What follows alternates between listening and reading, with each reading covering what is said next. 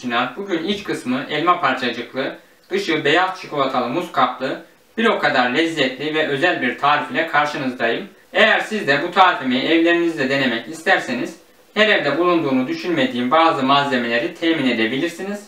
Dilerseniz sözü fazla uzatmadan tarifimize geçelim.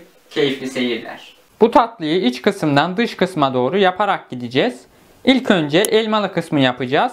Elmalarımı soyarak işe başlıyorum. Benim elmalarım küçük olduğu için 2 adet kullanıyorum. Sizin elmanız biraz daha orta boy veya biraz daha büyükse 1 adet elma kullanmanız yeterlidir. Elmalarımızı soyarak yapımına başlıyoruz. Kabuklarını soyduğumuz elmaları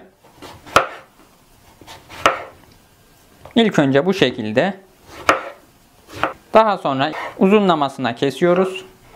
Ardından küçük küpler halinde keserek doğrama işlemini bu şekilde tamamlıyoruz. Daha sonra doğradığımız elmaları uygun bir tavanın içine alıyoruz. Üzerine 2 yemek kaşığı kadar toz şeker ve 1 çay kaşığı kadar toz tarçını atarak tüm malzemeleri şöyle karıştırdıktan sonra üzerine bir kapak kapatarak elmalar iyice yumuşayana kadar ocakta bekletiyoruz. Elmalar yaklaşık 10 dakika boyunca kısık ateşte üzeri kapalı bir şekilde bekledi.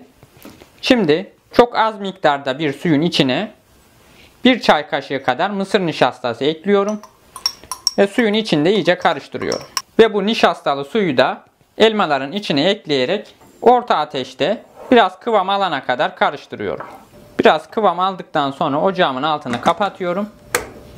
Ve tatlımızın iç kısmı hazır. Şimdi hazırladığımız bu elmalı içi 3 santimetrelik bir silikon kabın içerisine alıyorum. Sizde bu silikon kaptan yoksa buz kalıbı da kullanabilirsiniz. Daha sonra bunun gibi bir hamur kesici ile kenarlarını düzeltiyoruz. Ardından bu elmalı iç kısmı 1 saat boyunca eksi 18'de bekletiyoruz. Donduktan sonra elmamızın o içine yerleştireceğiz. Şimdi çikolatalı musumuzu yaparak tarifimize devam edelim.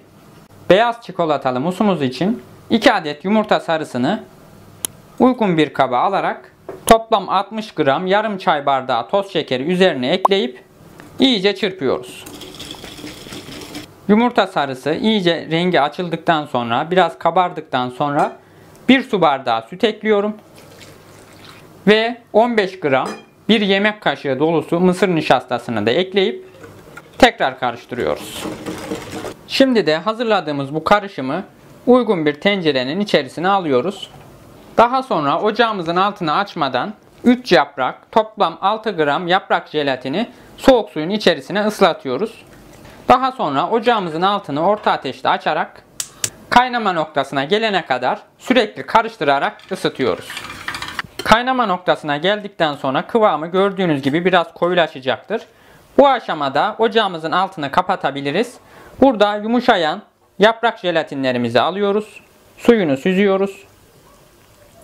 Ve tenceremize ekliyoruz.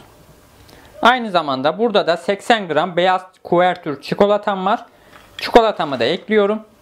Ve karıştırarak ikisini de eritiyorum. Şimdi de bir paket kutu kremayı uygun bir kabın içine alıyoruz. Ve iyice köpük köpük olana kadar mikser ile çırpıyoruz. Krema bu kıvama gelene kadar çırptık. İyice katılaştı.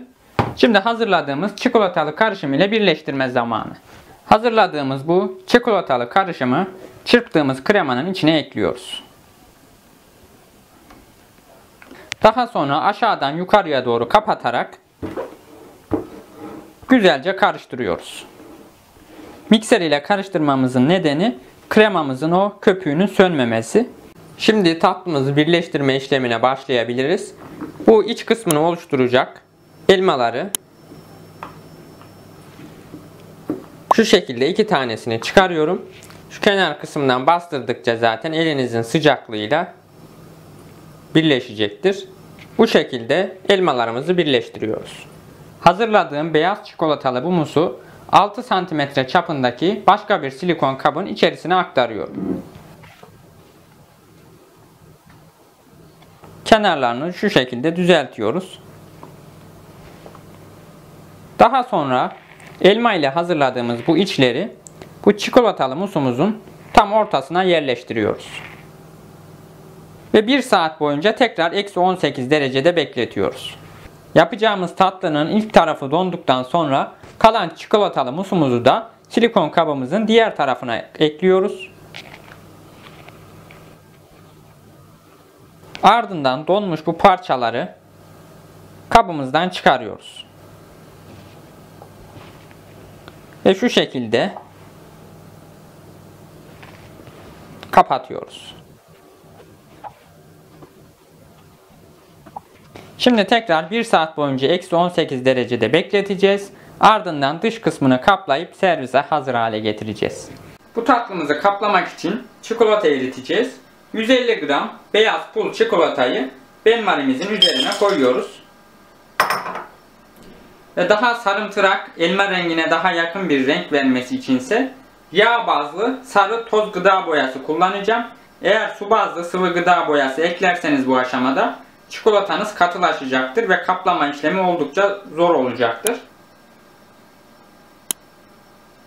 Ve taneli bir görüntü oluşturması içinse yarım çay kaşığı kadar toz tarçın ekliyorum.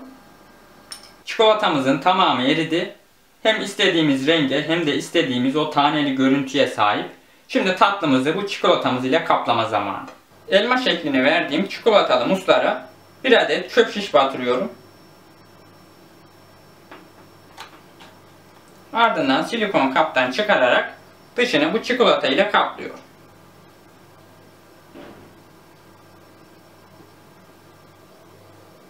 Ve bir servis tabağının üzerine alıyorum. Elma tatlımız hazır. Birazdan içini de göstereceğim. Şöyle bir tane de gerçek elmayla kıyaslamak istiyorum. Hemen hemen benzetebilmişim. Şimdi bir de ortasını kesip iç kısmını göstereyim. Dışı elma gibi sert. İçi yumuşacık.